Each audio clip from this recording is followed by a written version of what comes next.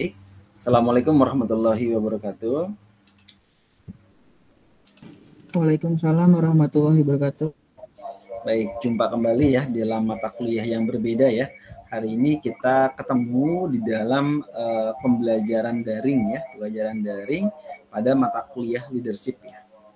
Ini yang akan kita sampaikan, yang akan kita bahas hari ini di sesi yang pertama pada mata kuliah leadership ini adalah berhubungan dengan konsep dan filosofi kepemimpinan ya. Sudah terlihat ya slide-nya ya? Sudah, Sir. Baik. Nah, saya jelaskan di dalam pertemuan ini, dalam konsep berbicara masalah pemimpin ya, ini adalah bahan kontrak perkuliahan yang akan kita pelajari selama kurang lebih 16 kali ya, 16 kali tatap muka, 16 kali mau itu online maupun itu offline, 14 kali adalah materi yang disampaikan, kemudian 2 kali adalah ujian UTS dan UAS di situ ya.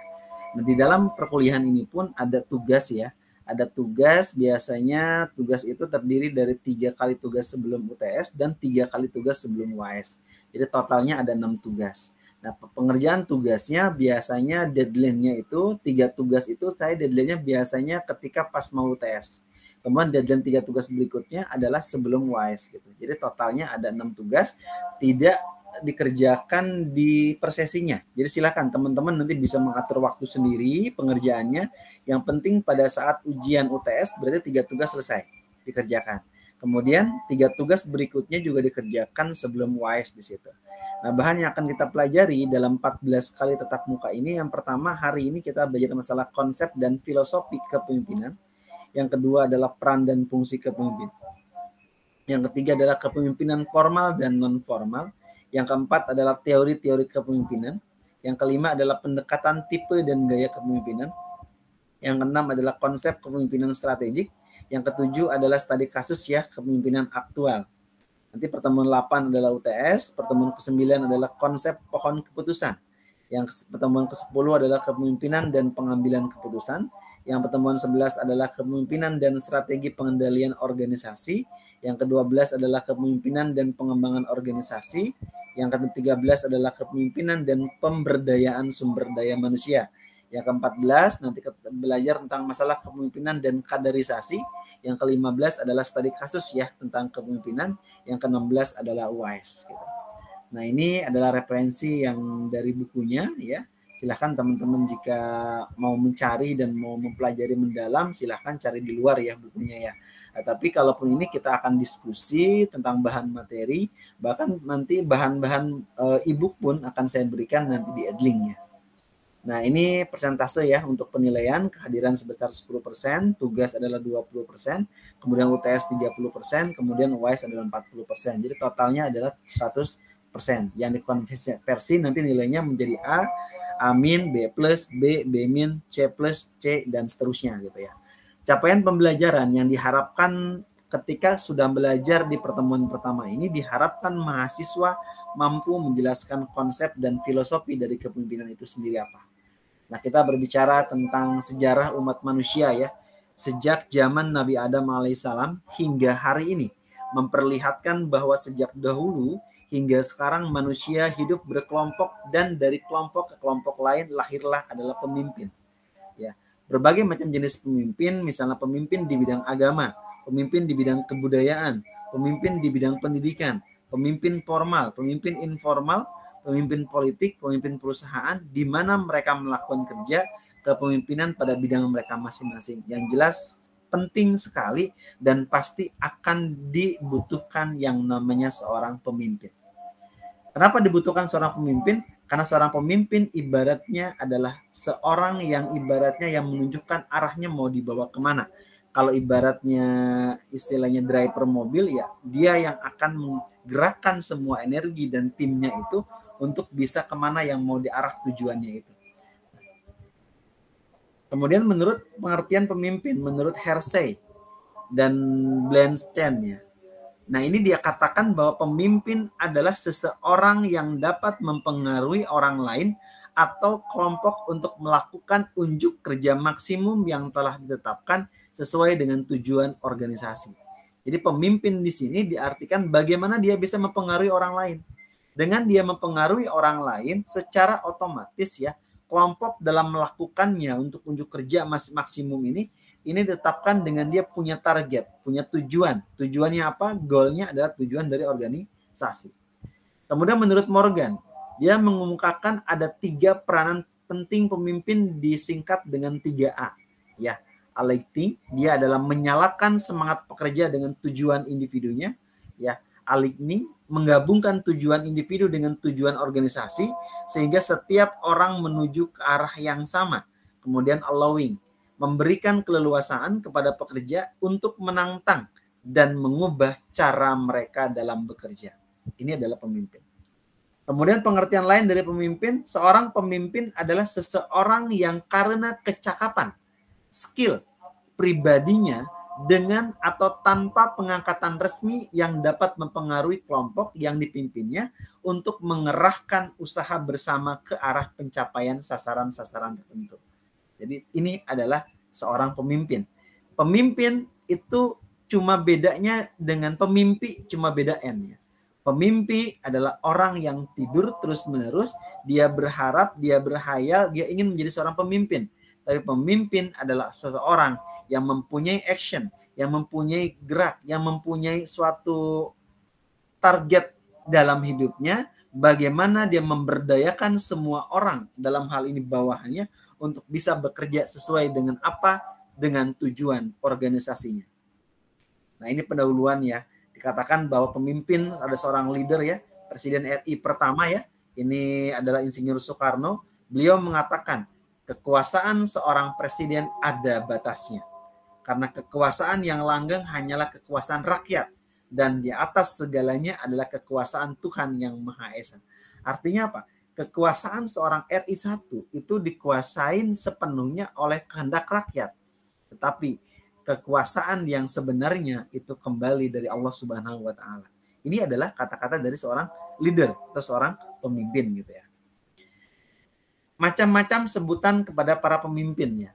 Zaman dulu ya, seorang pemimpin itu zamannya Nabi ya, namanya Nabi, zamannya Rasul ya, ada yang namanya presiden ya, ada namanya raja, ada namanya kaisar, ada namanya ratu ya, ada sultan ya, ada direktur, ada rektor, ada chairman, apapun itu adalah pemimpin yang memang mereka dipilih oleh bawahannya agar mereka itu punya yang namanya target, punya tujuan, dan tujuannya itu didukung oleh bawahannya dalam hal ini rakyat atau apapun itu.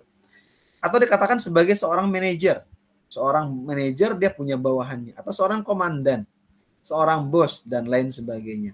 Atau kalau di TNI seorang panglima, seorang jenderal, seorang leader, seorang pemimpin.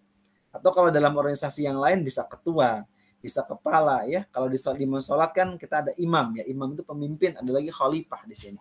Nah, ini adalah sebutan dari para pemimpin. Nah, filosofi dan konsep pemimpinan ini dikatakan bahwa gaya kepemimpinan pada dasarnya mengandung pengertian sebagai suatu perwujudan tingkah laku dari seorang pemimpin yang menyangkut kemampuannya dalam memimpin. Pola tindakannya bagaimana? Pola tindakannya itu secara menyeluruh. Seperti dipersepsikan ya oleh bawahannya yang dikenal dengan nama gaya kepemimpinan. Gaya kepemimpinan ini adalah dari seorang pemimpin yang pada dasarnya dapat diterangkan menggunakan 3 aliran. Yang pertama adalah teori genetis, teori silsilah keturunan. Yang kedua teori sosial. Yang ketiga adalah teori ekologis. Kita bahas satu persatu. Analisis teori pemimpin yang pertama tadi adalah teori genetis atau teori keturunan. Inti dari teori ini dikatakan bahwa leader is born and not made ya. Artinya pemimpin itu dilahirkan ya. Dalam hal ini bakat bukanlah dibuat. Nah, ini kalau teori genetis. Teori genetis mengatakan bahwa pemimpin ini adalah bakat yang diturunkan dari lahir ya sama kedua orang tuanya, kemudian dia punya jiwa leader, jiwa pemimpin. Ini menurut teori genetis atau teori keturunan. Nah, para penganut aliran teori ini dia mengenengahkan pendapat bahwa seorang pemimpin akan menjadi pemimpin karena telah dilahirkan dengan bakat kepemimpinannya. Padahal kalau orang yang orang tuanya bukan seorang presiden, orang tuanya bukan seorang pemimpin, orang tuanya bukan seorang owner, maka tidak bisa dikatakan kepemimpinan sesuai dengan teori genetis atau teori keturunan. Beda halnya dengan kita berbicara takdir ya. Berbicara mengenai takdir ini secara psikologis, secara filosofis ya, pandangan ini tergolong ke dalam pandangan fasilitas atau determinitas. Jadi ada diskriminasi, perbedaan atau perlakuan yang sangat berbeda dibandingkan dengan orang tuanya yang bukan pemimpin. Yang kedua adalah teori sosial. Inti aliran teori sosial ini dikatakan bahwa leader is made and not born. Pemimpin ini dibuat dan atau dididik, bukan kodrati. Jadi pemimpin ini diciptakan oleh apa? Kebalikan dari teori genetika tadi.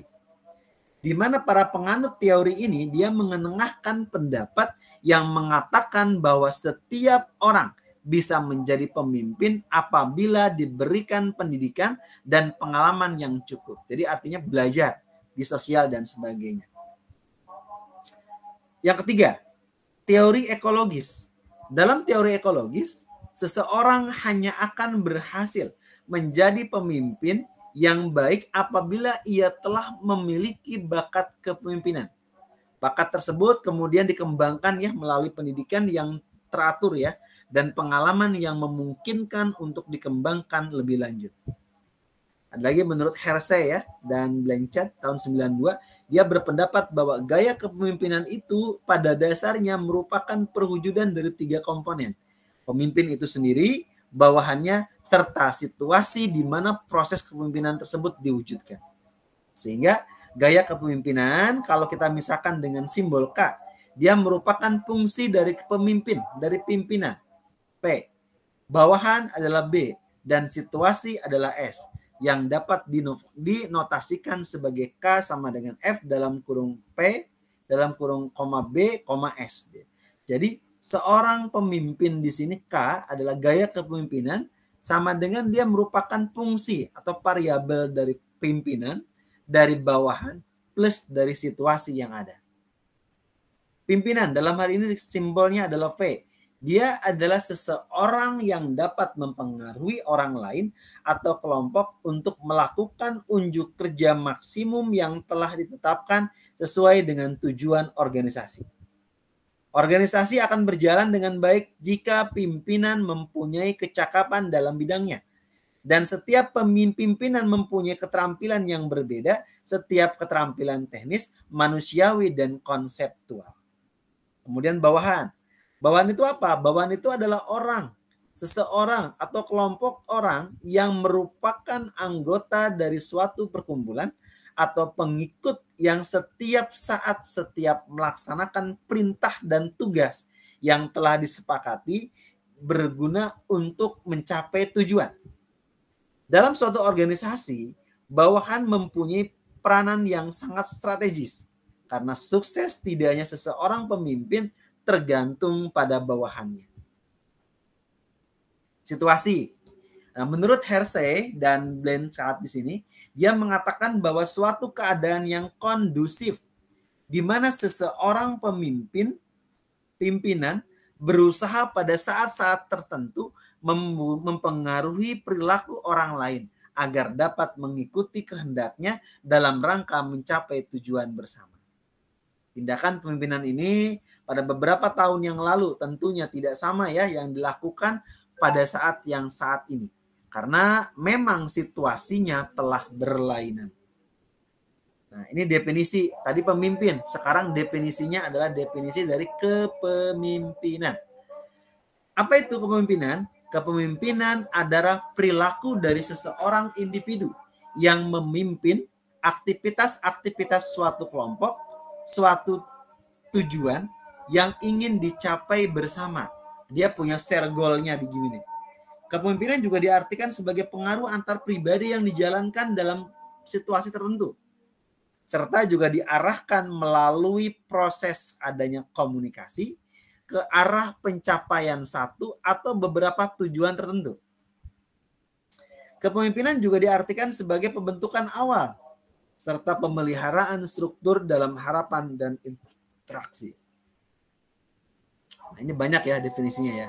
Ini definisi lain, menurut Kant, dia mengatakan bahwa kepemimpinan adalah peningkatan pengaruh sedikit demi sedikit pada dan berada di atas kepatuhan mekanis terhadap pengarahan rutin organisasi.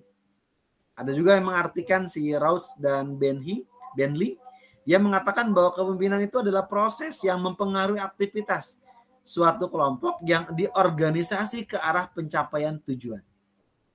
Kepemimpinan diartikan juga nih menurut Jacob dan Jacques, dia mengatakan bahwa dia adalah sebuah proses yang memberi arti, pengarahan yang berarti terhadap usaha kolektif dan yang mengakibatkan kesediaan untuk melakukan usaha yang diinginkan untuk mencapai sasarannya. Nah, ini adalah kepemimpinan. Paham kepemimpinan ini telah mengalami pergeseran makna. Hal ini dapat dilihat dari kondisi real yang terjadi dalam masyarakat, seperti pemimpin mempunyai peranan sentral yang harus dihormati katanya, yang harus dipatuhi. Ada yang mengatakan bahwa pemimpin adalah segala-galanya. Nah, ini kan diktator ya, otoriter ya. Kemudian ada yang mengatakan pemusatan kekuasaan pada seorang pemimpin menyebabkan munculnya perilaku otoriter. Pemusatan kekuasaan berada pada suatu tangan, yaitu pemimpin, dan arogan yang menganggap bahwa dirinya paling berkuasa. Ada juga yang mengatakan bahwa sikap, nah ini sikap si Lone Ranger ya, dia mengatakan apa? Pemimpin menganggap paling benar, tidak perlu bantuan dan kerjasama dengan yang lainnya. Jadi kalau dia salah kembali ke pasal 1 gitu. Kemudian ada lagi sifatnya sifat dinosaurus, dikatakannya seperti hewan ya. Pemimpin menganggap paling hebat dan selalu berorientasi pada sikap. Baik itu suka menakut-nakuti, suka berkelahi, suka marah-marah ya. Kemudian juga tidak bertanggung jawab, bahkan dia melarikan diri dari persoalannya. Nah, ini adalah pemimpin yang mempunyai karakter seperti dinosaurus. Kemudian, sikap apa nih yang dikatakan oleh pemimpin selalu dianggap benar? Yang mendukung tanpa adanya reserve, tanpa adanya kecuali. Sikap yang menonjolkan hal-hal yang seremonial, formalitas, dan dalih yang berlindung pada hal-hal yang konstitusional. Bahkan muncul hal-hal yang penuh dengan rekayasa. Terkesan juga ada sikap namanya feodalisme. Seakan-akan ada hubungan hierarkis yang tajam antara pemimpin-pemimpin dan bawahannya. Kita simpulkan. Berarti apa Pak pemimpin sejati? Pemimpin sejati seringkali tidak diketahui keberadaannya oleh mereka yang dipimpinnya. Bahkan ketika misi atau tugas terselesaikan, maka seluruh anggota tim akan mengatakan bahwa mereka yang melakukannya sendiri. Pemimpin sejati adalah seorang pemberi semangat. Dalam hal ini adalah seorang motivator, ya, seorang inspirator, atau seorang maksimisir. Dia adalah memberikan contoh, memberikan teladan, memberikan inspirasi, memberikan contoh, memberikan motivasi, sehingga bawahannya bisa bekerja sesuai dengan target dari organisasi itu sendiri. Nah, ini yang dikatakan bahwa seorang pemimpin yang sejati adalah pemimpin yang dia bisa berada di depan, ya. Ketika dia di depan dia memberikan contoh, memberikan teladan. Ketika dia di belakang dia memberikan motivasi ya. Sehingga pemimpin yang sejati adalah pemimpin yang anak buahnya mau bekerja tanpa merasa disuruh. Bahkan mereka nyaman sesuai dengan apa yang ditargetkan atau dikerjakan secara tim atau bersama-sama. Gitu ya. Itu yang berhubungan dengan pemimpin. Silakan, jika ada pertanyaan atau sharing atau pendapat di pertemuan pertama ini dipersilakan.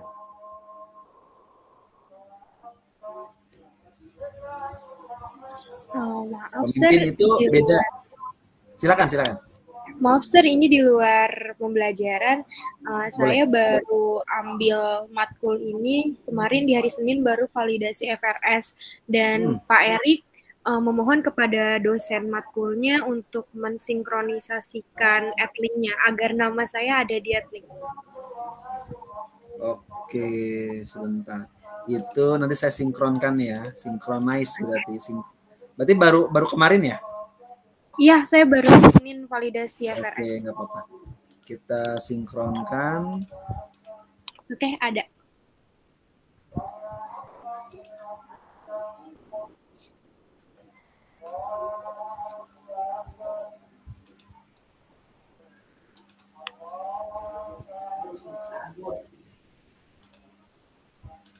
Oke.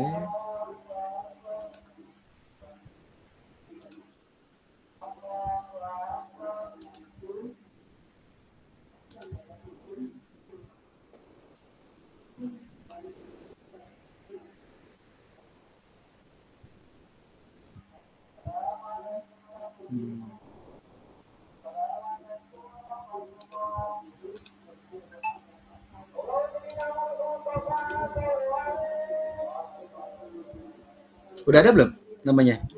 Sudah, Sir. Terima kasih, Sir. Oke. Silakan jika ada pertanyaan atau sharing dipersilakan.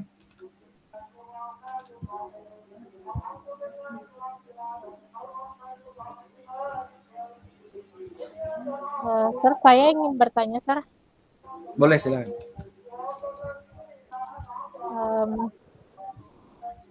Sebelumnya saya ingin bertanyakan, seorang perempuan ini cenderung lebih kayak ketergantungan sama temen gitu. Misalnya dia kayak kurang gitu jiwa pemimpinnya.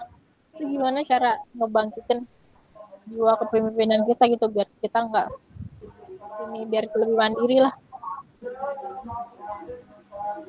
Baik. Pemimpin itu biasanya tergantung dari tiga tadi ya. Ada mulai dia punya bakat pemimpin dari lahir, dia adalah punya bakat mempengaruhi orang lain, dan orang lain itu bisa. Atau kalau tidak, yang dengan cara kedua, yang bisa dilakukan untuk mempengaruhi jiwa seorang leader itu dari lingkungan. Lingkungan yang dalam hal ini misalnya teman-teman ikut BEM. Ikut BEM ini adalah sangat berpengaruh, teman-teman sering terbiasa berorganisasi, sering terbiasa kumpul dengan teman-temannya, sering terbiasa membahas suatu permasalahan dan muncul diskusi. Dan diskusi itu di situ adalah sama-sama mencari solusi suatu masalah. Itu adalah kebiasaan. Tetapi juga seorang pemimpin yang baik dalam hal ini mau itu laki-laki, mau itu perempuan, tergantung dari pribadi masing-masing.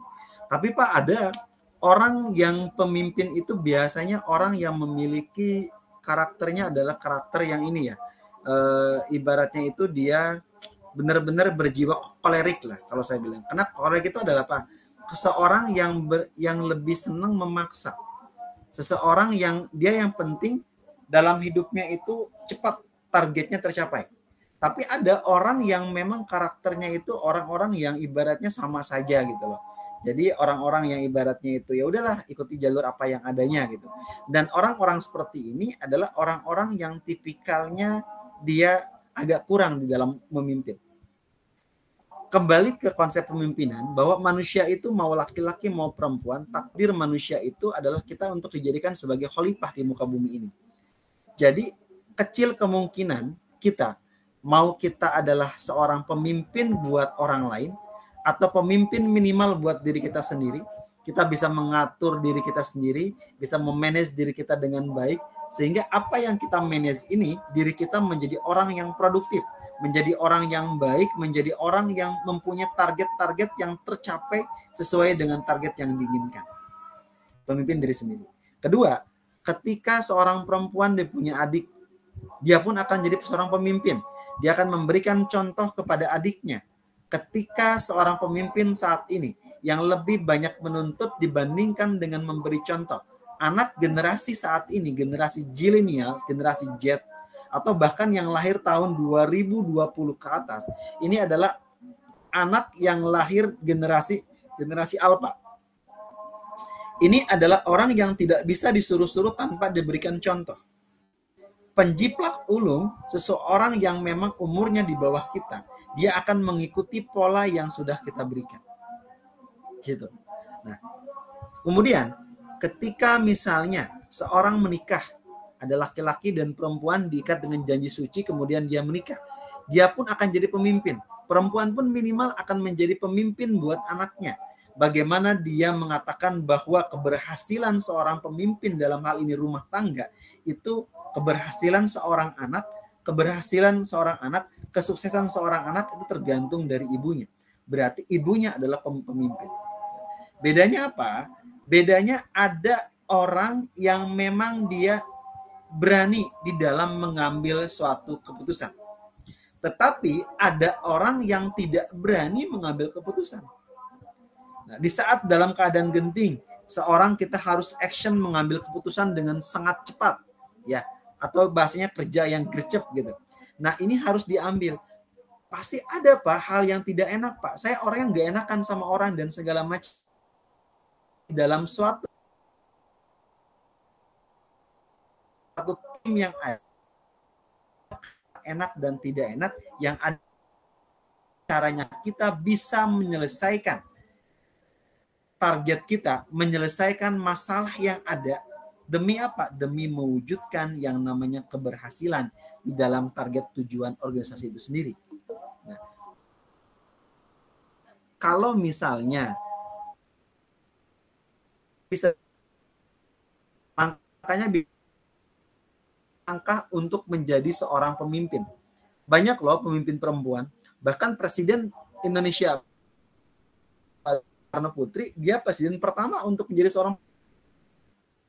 Apakah Bu Megawati ini hasil dari dilahirkan? Ya, dia adalah pemimpinnya genetis ya. Kenapa dikatakan pemimpinnya genetis?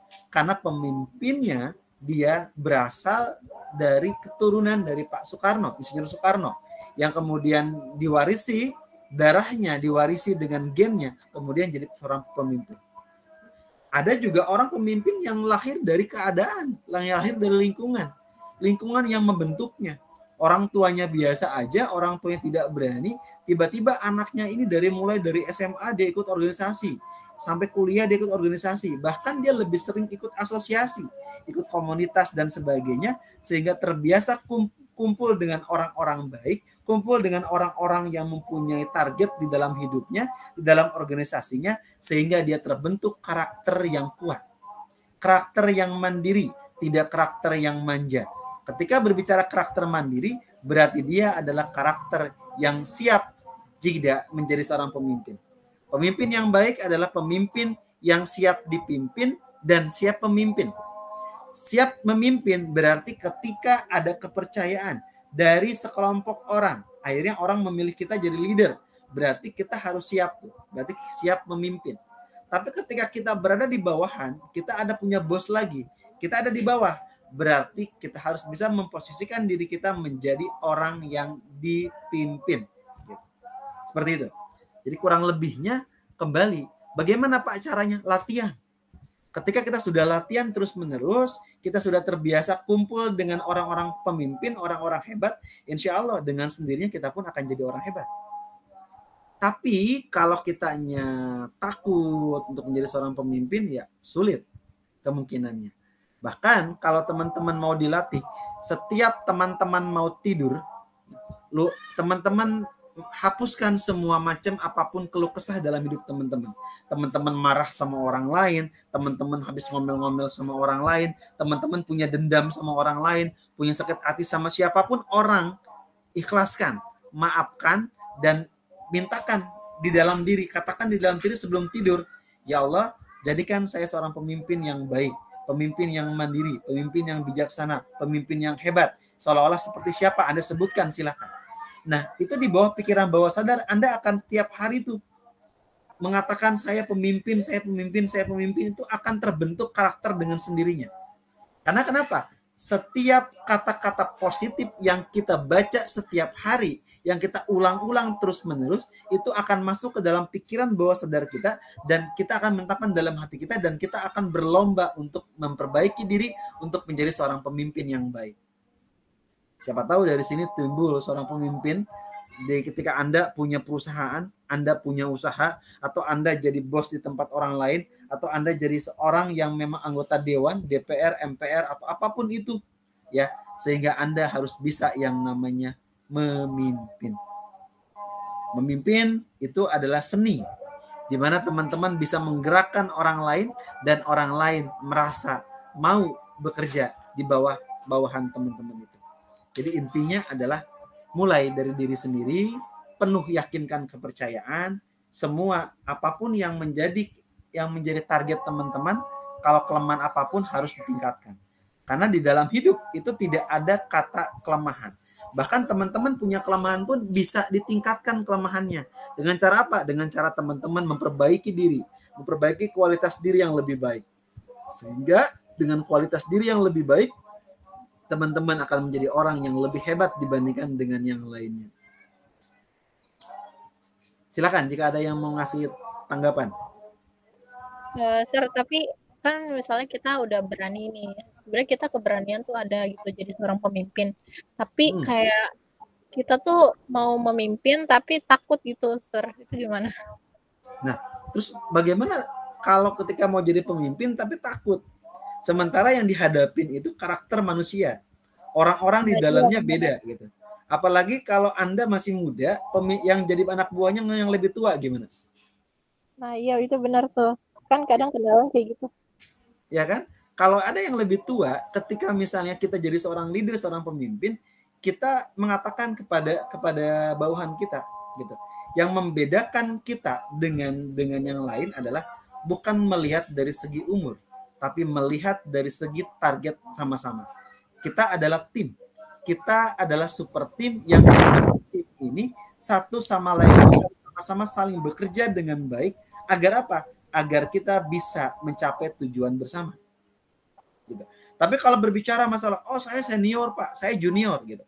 Nah, saya selalu dihadapkan ketika saya jadi seorang pemimpin adalah anak buah saya atau bawahan saya rata-rata di umurnya di atas saya. Dan saya selalu mengatakan sama teman-teman, kita semua tim. Tidak ada yang namanya di sini seorang leader atau apapun.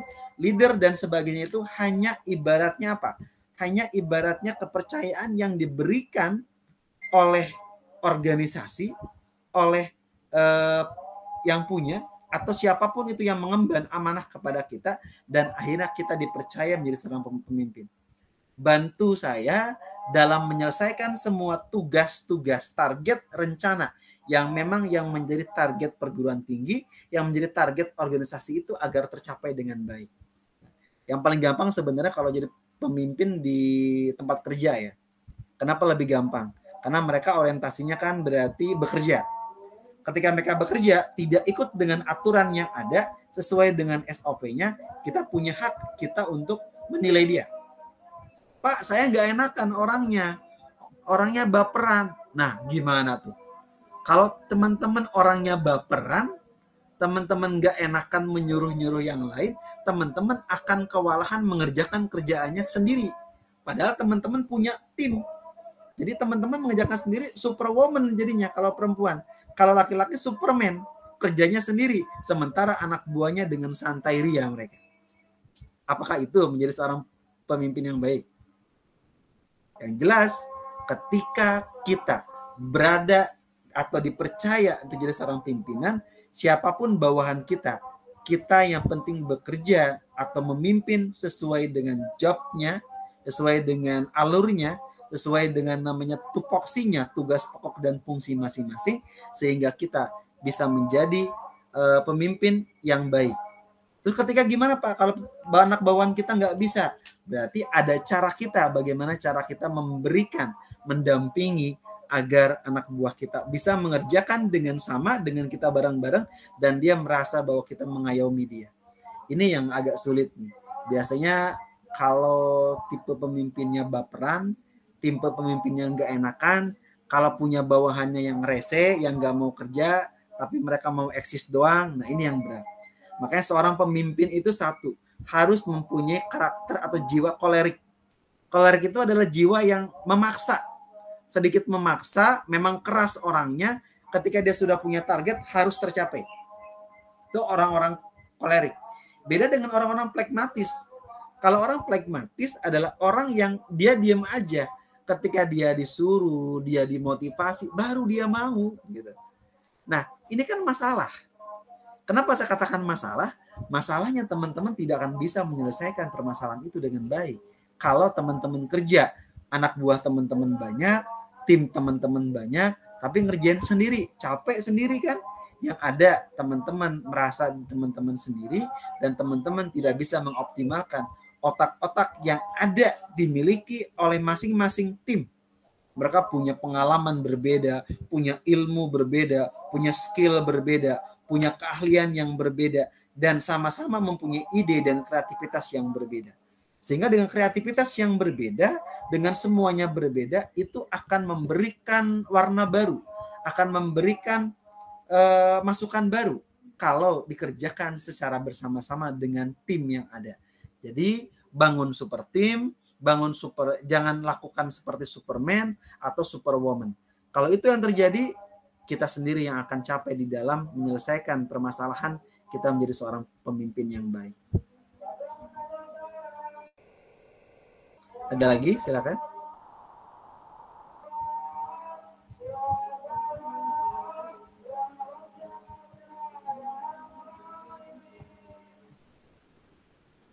Itu Sar, saya mau nanya lagi nih Sar. Boleh silakan. Kan ada karyawan yang masih muda sama yang udah tua. Apakah kita sebagai seorang pemimpin menyamaratakan gitu nyuruhnya, atau ada kayak perbedaan cara kita nyuruh ke karyawan yang lebih tua gitu biar kayak dikira sopan? Oke, ini berbeda ya kalau orang yang lebih tua memang. Tapi gini, stylenya ketika kita baru pertama jadi pemimpin itu harus posisinya adalah kita memposisikan diri kita itu biar diterima di lingkungan. Kita orang baru nih, apalagi orang yang memang notabene-nya tidak berada di dalam tempat itu, tiba-tiba kita jadi seorang pimpinan yang baru dari luar yang nggak kenal siapapun yang di dalamnya. Di dalamnya ada senioritas, ya. Kalau junior saya yakin, apalagi yang sudah kolonial, ini ada style dan cara bagaimana kita menyuruh dan memberikan target kepada mereka dalam penyampaian tugas dan sebagainya. Yang jelas sampaikan itu di rapat, bagi-bagi tugas di rapat, ketika secara otomatis kita bagi tugas itu dia akan mengerjakan sesuai dengan apa yang sudah menjadi hasil keputusan rapat dengan baik, sehingga tidak ada alasan tuh untuk dia menolak, tidak ada alasan tuh untuk dia tidak mengerjakan. Kalau dia tidak mengerjakan, ya kalau di dalam suatu organisasi gampang, ada pimpinan atas. Ya bisa kita lakukan dengan cara kita memberikan teguran, dengan kita cara memanggilnya. Anda mau kerja apa tidak? Anda mau membantu apa tidak? Kalau Anda tidak mau membantu, ya resikonya adalah kita tidak akan tercapai tujuan kita. Atau kalau enggak gitu, ya berarti teman-teman silakan bisa mencari ganti yang baru dan teman-teman yang lebih energik. Saya analogikan seperti teman-teman menarik sebuah gerobak. Di dalam menarik semua gerobak, seorang pemimpin adalah yang memegang gerobak itu dan dia menarik gerobak, kemudian bawahannya itu yang mendorong gerobak itu agar melaju lebih cepat dan pemimpin tidak keberatan. Dan dia bisa menarik dengan cepat dan sampai dengan tujuannya. Tetapi lihat, pemimpin yang dia di depan, tapi orang yang ketika mendorong gerobak itu beraneka ragam. Yang pertama, ada orang yang ketika dia mendorong, dia memberikan kekuatan, energi lebih, agar bagaimana beban itu biar nggak berat dan bisa ditopang bersama-sama sesuai dengan timnya. Nah ini ada orang baik.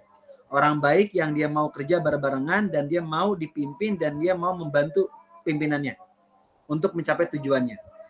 Ada karakter kedua bawahannya, pura-pura megang aja. Dia nggak dorong, dia cuma tangannya aja yang nempel di roda tersebut, dia hanya berdiam diri aja tanpa mengeluarkan tenaga, tetapi dia seolah-olah kerja paling capek. Ada orang yang ketiga yang paling parah.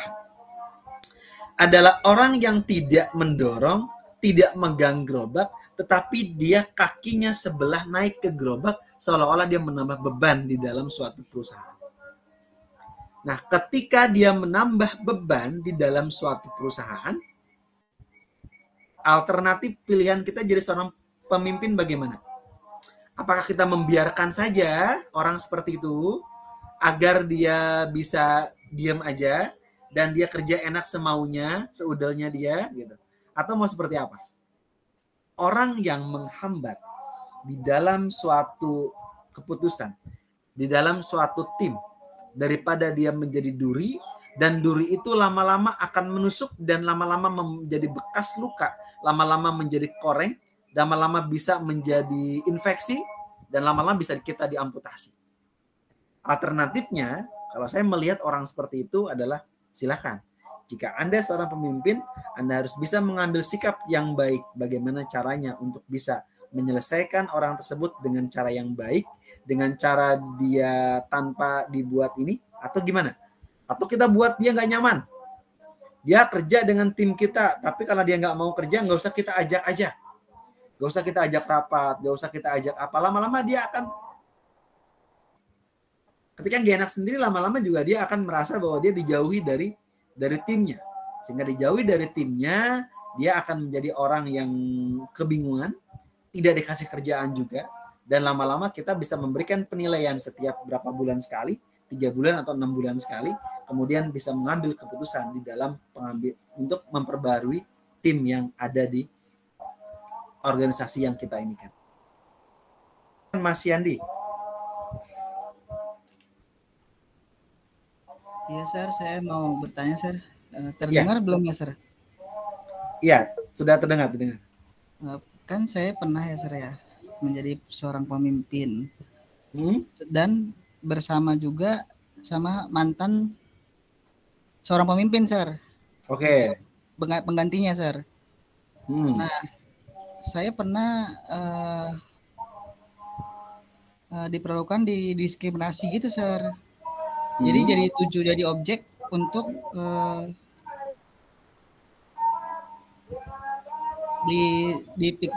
kepinggirkan begitu, Sir. Padahal dia pertamanya itu pemimpin tapi dengan nepotisme, Sir. Itu bagaimana, Sir, ya menghadapinya, Sir? Oke. Manusia itu karakternya berbeda-beda. Ada orang menjadi pemimpin karena memang dia berkualitas, kemudian dia muncul ke permukaan dan dia dipilih untuk jadi seorang pemimpin. Ada untuk masuk jadi pemimpin dengan menghalalkan segala cara. Yang tadi yang dibilang ya, dengan cara nepotisme dan sebagainya. Nah, ini yang terjadi adalah karakter manusia. Karakter manusia yang ada di dalam kehidupan ini, dia beraneka ragam. Dengan beraneka ragam karakter manusia ini, kita cara menghadapinya adalah ketika kita dipercaya menjadi seorang pemimpin adalah satu, kita harus menjadi orang yang tegas. Tegas bukan berarti galak ya. Tegas pada saat kita lagi memimpin, ada kalanya juga kita bercanda dengan tim kita, ada kalanya juga kita tegas, ada kalanya juga kita membuat sesuatu keputusan dengan cepat. Kedua, jangan takut mengambil keputusan. Mengambil keputusan, tolak ukurnya adalah tidak mengambil keputusan karena kepentingan pribadi, tetapi karena kepentingan tim. Ketika mengambil keputusan karena kepentingan tim, secara otomatis keputusan kita itu akan didukung oleh semua bawahan kita. Beda halnya kalau Anda ego, wah saya big boss nih, saya pemimpin, saya langsung reshuffle segala macam, itu nggak baik. Jadi putuslah organisasi timnya kita, jika memang ini silakan diamputasi, diganti, tapi digantinya jangan gara-gara ego, jangan gara-gara antara like and dislike terhadap orang tersebut, tetapi jadikan dia adalah sebagai hasil penilaian dari teman-teman tim kerjanya yang tidak bisa bekerja bersama-sama. Jadi orang yang tidak bisa bekerja bersama-sama ya sulit. Yang ada adalah berat sebelah. Seperti saya tadi menganalogikan ya, seperti mendorong gerobak itu kan. Itu yang terjadi. Kemudian, yang ketiga, harus mempunyai jiwa, apa ya kalau saya bilang, legowo atau apa nih. Karena ibaratnya kalau kita jiwa muda, ini terkadang yang golongan kolonial atau yang tua-tua ini biasanya mereka nggak nerima kita. Maka di dalam kita selarapat, kita jangan pernah mengatakan dengan cara yang kurang baik ya. Katakanlah kepada mereka dengan cara apa? Oh, kita panggil dengan sebutan Bapak, sebutan ibu, atau sebutan dengan lain yang lebih terhormat mereka. Karena orang tua biasanya mereka lebih cenderung ingin dihormati dibandingkan daripada didebat sama kita. Kita tidak perlu berdebat. Target kita adalah bagaimana kita menyelesaikan permasalahan, menyelesaikan target organisasi, sehingga hal-hal orang-orang yang mempunyai karakter-karakter seperti itu juga dengan sendirinya akan hilang kok. Kenapa saya bilang akan hilang? Karena orang tidak bisa mengikuti perkembangan zaman yang ada. Perkembangan gaya kepemimpinan di tempat tersebut, lama-lama dia akan menghindar dengan sendirinya. Orang yang satu visi, satu tujuan, dia jalan. Kalau beda visi, dia nggak jalan. Presiden punya visi, sementara menteri tidak punya visi dan misi. Menteri adalah tugasnya menjalankan visi misi presiden. Gitu. Jadi nggak ada lagi tuh kayak zaman dulu. Menteri punya visi misi, sebagainya nggak bisa. Jadi visi misi itu dimiliki oleh pimpinan tertinggi, kemudian semua bawahannya itu membuat bahwa visi misinya itu sesuai dengan visi misinya si seorang pimpinan tertinggi itu. Sehingga yang terjadi ketika anak buah kita atau bawahan kita yang lebih tua dan sebagainya, kalau kita mempunyai jiwa karakter yang tegas tadi, kita nggak mencela-mencle, kalau saya bilang, dengan sendirinya kita akan menjadi pemimpin yang dihormati, pemimpin yang orang-orang yang kita bawahan kita pun merasa nyaman. So kali-kali Anda biasakan tuh, sering lakukan dengan cara pendekatan yang lebih baik. So coba makan bareng. Setelah makan bareng, sholat jamaah bareng, sering diskusi dan sebagainya. Lama-lama orang yang lebih tua ini, dia akan merasa nyaman dengan kita. Yang jelas ketika kita menyuruh yang lebih tua, bahasa kita tuh lebih halus. Minta tolong. Bisa, Pak, tolong dong Pak, bantuin ini. Gitu. Bahasanya begitu. Jadi jangan bahasanya menyuruh dengan orang seumuran. Yang terjadi adalah dia nggak nyaman dengan kita. Kalau tidak nyaman, sulit. Gitu. Makanya seorang pemimpin itu harus punya yang namanya strategi. Strateginya itu dibuat bagaimana caranya agar pemimpinnya nyaman dengan kita, staf kita sudah nyaman dengan kita, mau kita ajak kerja keras pun mereka akan siap dengan keadaan. Tapi kalau coba bagaimana dia menggulingkan kita. Karena mayoritas yang digulingkan berarti kita bersyukur. Kenapa bersyukur? Berarti kalau kita ada orang yang berarti kita lebih hebat dibandingkan orang tersebut. Kenapa? Karena mereka mempunyai energi yang berlebih untuk menggulingkan. Sementara caranya itu untuk menyelesaikan target tujuan organisasi agar tercapai organisasinya. Yang ada kalau nggak kita layanin, ya berarti dengan sendirinya dia akan capek dengan sendirinya. Kita tingkatin kerja semuanya agar apa? Agar tujuannya itu tercapai dengan baik. Dengan tercapai tujuan, semua apapun yang direncanakan, semua apapun orang-orang yang tidak baik sama kita, itu Allah.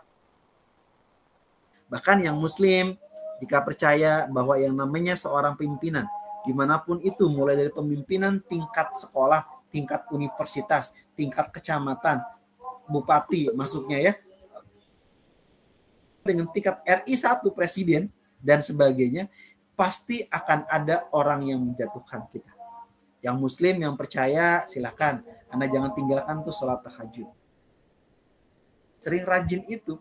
Dan orang yang mau menjatuhkan pun sama Allah diganti bahwa perlindungan sama teman-teman akan lebih kuat dibandingkan orang yang menjatuhkan itu.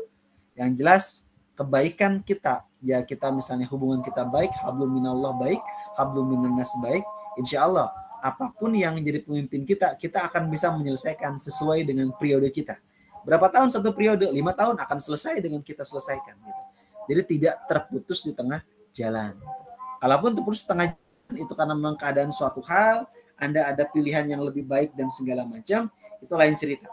Itu bagaimana teman-teman bisa menyelesaikan semuanya dengan baik, sehingga keuntungan dari teman-teman tadi, teman-teman bisa menjadi orang yang lebih handal di dalam menyikapi permasalahan dalam pemimpin.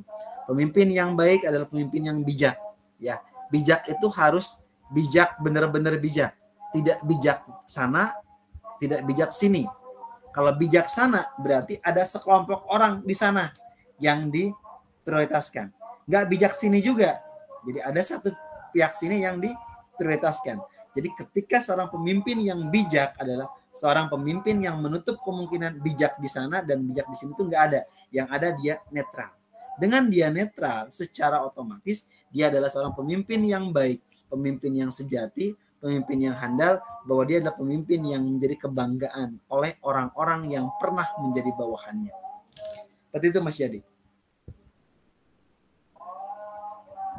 Oke, baik, saya paham, Sir. Baik. Kalau nggak ada kita lanjut ke kedua ya. Kalau nggak ada ya lanjut bahan kedua. Masih ada nggak? Tia, silakan.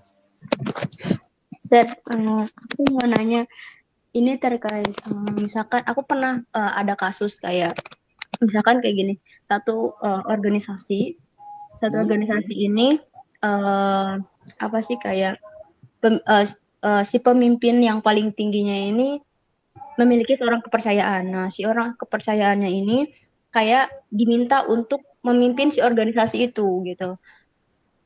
Nah, terus tetapi kalau nah si bawahannya ini tuh udah memimpin dengan baik gitu, Sir. Tetapi si pemimpin yang paling tinggi ini ketika ada satu konflik gitu ya, Sir. Satu konflik dari bawahan-bawahannya ini mendengar dari bukan dari si pemimpin yang beliau percaya gitu masalah konfliknya ini, tapi beliau itu langsung ngambil keputusan dengan cepat sampai kayak ngeluarin gitu, Sir, misalkan. Nah, sedangkan si pemimpin yang kepercayaannya ini tuh udah mengatasi gitu, sebenarnya udah mengatasi, tapi si pemimpin tingginya ini tidak mempercayai orang yang saya kayak yang beliau percaya gitu padahal. Jadi gimana gitu, Sir, kalau misalkan kayak kita sebagai pemimpin yang dikasih amanah, tetapi ketika kita udah menyelesaikan suatu amanah kita, si pemimpin tinggi itu malah mendengar dari rekan yang lain gitu, dari orang kepercayaan, bukan orang kepercayaan, maksudnya kayak bawahan yang lain gitu, yang tiba-tiba mungkin pengen ngejatuhin kita atau bagaimana. Itu gimana cara mengatasinya gitu, Sir? Baik. Jadi pemimpin ini adalah dia punya asisten lah bahasanya ya, atau orang kepercayaannya. Tapi sebenarnya kalau orang kepercayaan itu berarti seorang pemimpin tersebut tuh nggak pede dia sendiri nggak merasa yakin bisa menyelesaikan tugasnya. Akhirnya dia mencari orang lain yang dia anggap sebagai kepercayaannya untuk menghandle semua apapun tugas-tugasnya. Nah, tadi diceritakan ya sama Tia ini bahwa seorang pemimpin tadi itu dia lebih cenderung dia ketika menerima informasi dia belum mendapatkan info yang valid ya, terus tiba-tiba mengambil keputusan dengan cara yang cepat gitu. Nah, ini juga salah satu hal yang memang harus dihindari. Kenapa? Seorang pemimpin yang baik dia tidak percaya langsung sama satu orang. Dia akan menyelidiki semuanya, mulai dia bertanya sampai dengan semua karyawan, atau mungkin dia memasang CCTV, atau mungkin orang mata-mata yang memang yang dia percaya, agar dia bisa mendapatkan informasi yang valid terhadap orang lain misalnya. Gitu. Jadi kalau seorang pemimpin yang tanpa dia langsung ada orang memfitnah, dalam hal ini ada orang yang jelek-jelekan, kemudian tiba-tiba langsung percaya, berarti dia bukan tipikal pemimpin. Dia adalah orang yang gampang terhasut. Orang yang gampang terhasut ini akan menjadi bulan-bulanan orang yang bermuka dua. Orang yang cari muka kalau saya bilang. Kenapa? Karena mayoritas banyak di perusahaan itu atau di kerjaan kita itu orang yang ketika dia bekerja, dia nggak mau kerja capek-capek, tapi dia menyuruh anak buahnya ketika di depan bosnya, dia mengatakan bahwa dia yang sudah kerja. Nah, ini apa yang terjadi? Yang terjadi berarti di sini adalah pemimpin tersebut harus lebih bijak lagi. Pemimpin tersebut jika menerima informasi nggak langsung percaya, cari evaluasi yang ada. Bahkan kalau misalnya perlu, ketika kita menjadi seorang pemimpin, ketika kita mau menilai anak buah kita, kita harus bisa menilai anak buah kita itu dengan menggunakan penilaian 360 derajat. Apa tuh Pak maksudnya? Penilaian ini dilakukan dari pertama, penilaian kita selaku pemimpin terhadap bawahan. Satu. Kedua, penilaian teman sejawat. Satu. Ketiga, penilaian dari kalau di ini kan kalau di dosen kan ada mahasiswa atau kalau enggak selain ini adalah customer-nya, siapa customer-nya di situ. Dan yang keempat bisa penilaian diri sendiri. Jadi 4 penilaian itu. Dengan 4 penilaian itu secara otomatis penilaian itu akan kita ramu. Nah, dia menilai diri sendiri, oh nilainya dia 80. Tetapi dinilai sama teman kerjanya, rekan kerjanya cuma 50. Tiba-tiba dinilai sama yang jadi customer-nya atau mahasiswa atau mungkin orang yang ibaratnya yang sering bersinggungan di luar ya. Ini adalah vendor-vendornya. Nilainya 60 misalnya. Oh dia nggak puas misalnya. Terus kita nilai pemimpin kita 70. Ya udah bagi rata aja, itulah nilai dia. Nah, berarti apa yang terjadi? Yang terjadi adalah kita harus mendengar. Kita harus melihat dari semua aspek yang ada agar kita tidak salah kaprah di dalam mengambil suatu keputusan. Kalau kita salah kaprah dalam mengambil keputusan, yang ada apa? Yang ada orang yang kita putuskan itu sakit hati. Orang yang kita putuskan itu dia bisa kehilangan pekerjaannya. Orang yang kita putuskan itu adalah menjadi nanti ke depan mungkin jadi orang yang ibaratnya benci sama kita. Kalau kita tidak menggunakan by data. Tapi kalau kita melakukan penilaian dengan 360 derajat itu sudah dinikan dan itu bisa diberikan penilaiannya sebagai penilaian hasil kinerjanya selama bekerja. Sehingga yang terjadi, dia pun akan sadar, oh ternyata hasil penilaian inilah yang menyebabkan saya selesai. Yang menyebabkan saya sudah digantikan dengan orang lain dan sebagainya. Oh ini yang menyebabkan kontrak saya nggak diperpanjang. Gitu. Seperti itu. Jadi yang baik adalah harus kita ini memberikan yang terbaik di situ. Baik, terima kasih saya. Monggo. Ada lagi? Kalau nggak ada, saya lanjut ke sesi kedua ya. Baik, sir. Ya lanjut, Sir. Oke, rekamannya saya stop dulu, nanti baru saya rekam lagi. Sebentar.